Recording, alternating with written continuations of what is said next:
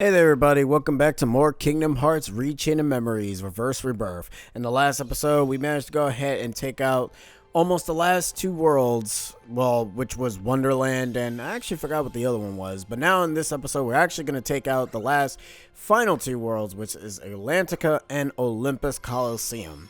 Now, Atlantica is a bit weird because of the fact that you're fighting Ursula, and she was already bad enough already in Sora's story. But let's see how bad she can actually be when you're fighting her as Riku.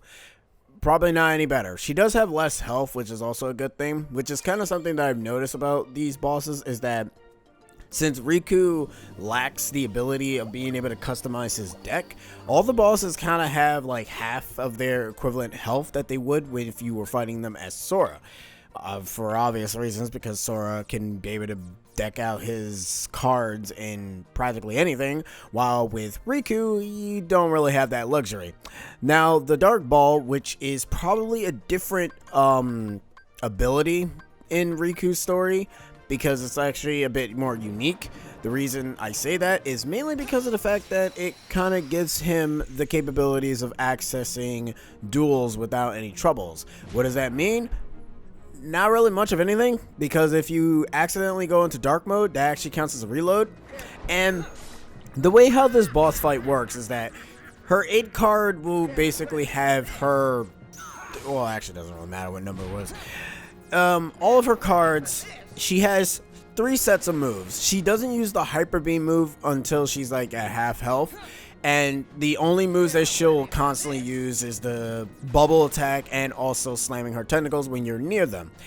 As always, just like in Sora's story, if you manage to destroy the right tentacle, and not just like right in the direction right, I more so mean if you destroy the right tentacle, you can find the gimmick card. There's also a moment where she kind of just stops when you get rid of like 3 out of her 4 tentacles. She will basically put one of them away and just come closer to you.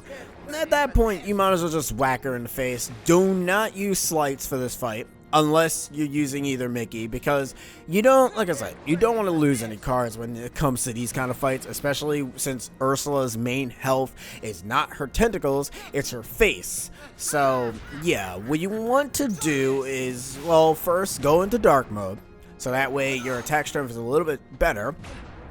Don't try to get out of dark mode, because that will actually be bad. And what you also want to do, even though it doesn't really help considering the fact that she loves to use 8s all the time, but what are you going to do? What you want to do is you want to use Overpowered. The reason as to why I say to use Overpowered is mainly because you be able to go ahead and deal a lot of damage. You want to actually end the fight as quickly as possible. I end up getting into a duel with her, which doesn't really do much of anything, so I'm like, wow, this is completely pointless. After a while, she will stop, and then she will get closer to you. This is your chance to use Overdrive. I don't know why I keep calling it Overpowered. I'm thinking of Final Fantasy again. As you can tell, she only has 3 bars of health, so take that as your advantage and basically keep whacking her in the face until she dies.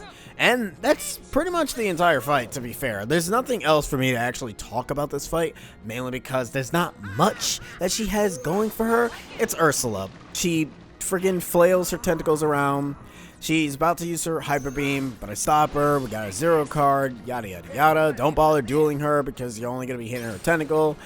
And I kind of do something here where once I hit dark mode, I start to go ahead and hit her tentacle. I got lucky, got in the gimmick card, but I'm not going to use the gimmick card just yet, because she's going to come closer to me, and this is the time where I'll take advantage of this by whacking her in the face a couple of times. Then I use the gimmick card, make her choke on water somehow, and then after that I essentially just finish her off, and that's pretty much it. Like, the fight's not hard, but also can take a bit.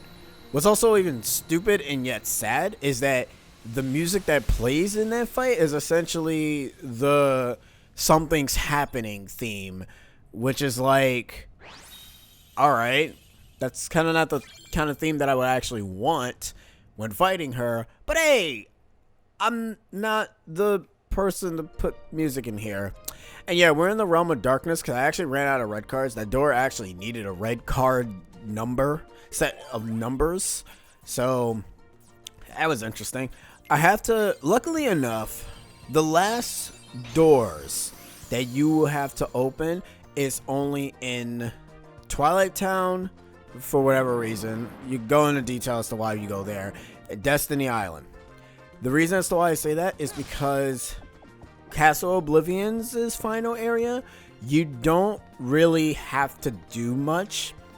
You just go through, I think, one door, and then you go through the final door, which is already open for you, which is a good thing because then you don't have to really worry so much about that. Anyways, time for more cutscenes.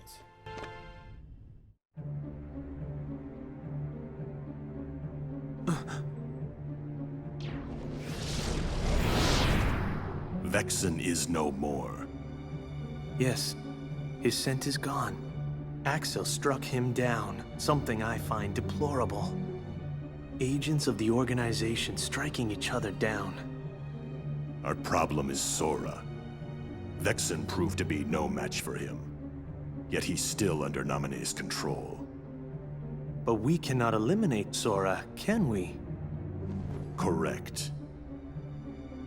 For our superior, he is in dire need of the Hero of Light. When light loses sight of its path, we may find use for the dark. What we must do is obtain the darkness.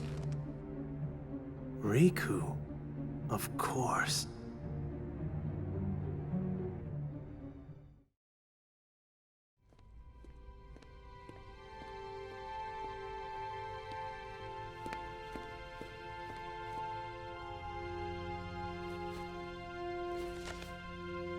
Just one card left. If I get through this, will I be free of the darkness?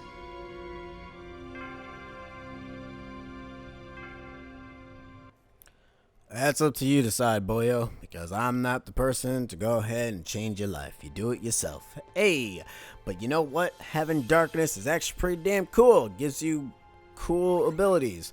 Anyways, Olympus Coliseum time, and obviously the fight for this one is Hades. You don't have to fight Cloud, you only have to fight Hades, thank God.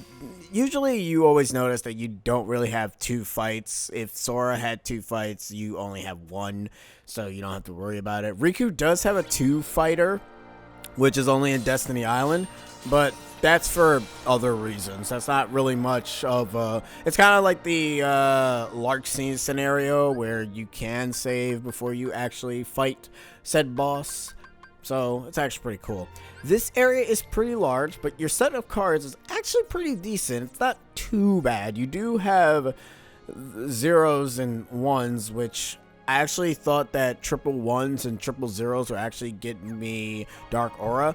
No, the only number that actually gives you Dark Aura is triple nines, which you do get in the final battle, so thank God for that.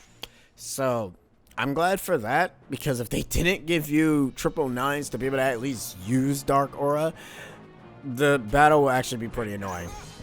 Anyways, Hades here.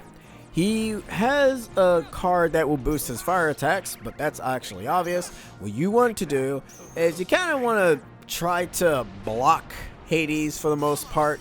Duel him if you want. You do get a very cool dueling thing, which I think is Barrage. It's not something that we use a whole lot, but it is pretty good. I think it actually also does like a projectile type of move, but I don't really know. So I kind of just keep wailing on Hades a bit until he like gives me the capabilities of going into dark mode. And then after that, I start to dodge him, put on attack bracer, so that way his Widow tempered fire or temper flare can't kill me. And yes, as you see, we use Dark Faraga. It does not heal him because that would actually be bad. And, you know, I know it's fire, but it's Dark Faraga. It's dark fire. It's totally different. Hades is not that hard. He's actually almost dead, funny enough. Like, he's literally about to die at this point because he's really, really pathetic. And he's dead. And that's it. Now, the way how I've been building up Riku is essentially this. I am now just increasing my health because I need my survivability, so that way I can be able to go ahead and have a little bit more leeway of not dying all that much. But also I've been also increasing my attack whenever it shows up. The dark points I'm no longer increasing anymore. I'm setting them at 20. I know it's probably bad to probably set them at 20 because there are bosses that can probably get you out of dark mode very easily. I'm going to say this now. Doesn't really matter, because no matter how many points you have, you can tell how much it takes just to get you out of dark points. And considering the fact that most of the bosses do like multi-hit moves, you're kind of at a loss, to be fair. Like, there's not much you can really do about that. Alright, so this is actually a short episode. The next episode is also going to be a short one as well. So I'm just warning you guys as a, warning. I don't know why I said warning twice, but yeah, I'm just warning you guys now, mainly because of the fact that the plot kind of thickens a bit more. But anyways, I'm in Kopika, and I'll be seeing you guys in the next episode of Kingdom Hearts Re.Chain of Memories, Reverse Rebirth, where we will actually be taking on another organization member of the Power of Earth, Luxeus. See you guys next time. Laters.